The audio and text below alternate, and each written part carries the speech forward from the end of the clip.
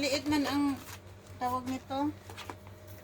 Maliit kasi ang Maghanda-handa muna tayo ng mga ano. Tingnan mo. ang daming ulam. Pagkain. Uy. Baka naubusan na naman. Uy. Pakwan daw. Pakwan, may pakwan. Nandito ang pakwan. Yan natin iubos.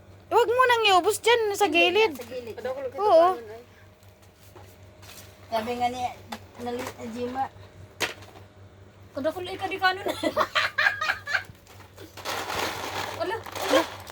Huwag mo na yan, Bill, ubusin. Gilid. Sa ibabaw para makita ba? Si Ate Annalisa naubos.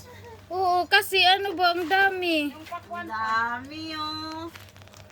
Dito na lang sa gilid-gilid ang mga ano. Itong mga gulay. gilid. Kahit hindi mo na iubos. Oo, dyan lang sa gilid para may kukunin. Oo, kasi grabe naman eh, natabunan na yung ano. Kanin. Nag-alala na si Annalisa. Dito na yun lang yung pakwan. Oh. Tapos yung pakto. Pakto, walang yung ano. O tama na, patitan nyo naman yung kanin. Kanin kasi. May ganito na? Tapos na yan. Ito na. Ayun, itabi nyo sa akin. Ito, itabi nyo sa akin. Ay, sa gilid lang din sa kangkong.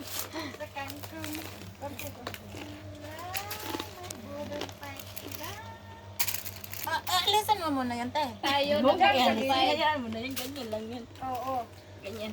Itong sili sa akin to itapat eh. Ako Ang mag-unla laki ka ng na gayat ha. dito, Jima. Hindi ako nakatiisa. Isa-isa lang. Jima, ang laki ng gayat. Oo. Sa tingin ko palang busog na ako niyan. Wala, grabe eh. Sa tingin pa lang din. Ako nga rin din eh. Yan sila oh.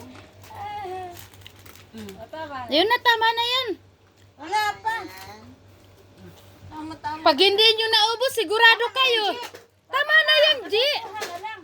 Tara na. Tayo tas marami. Tara na, kain na na. O, kainan na.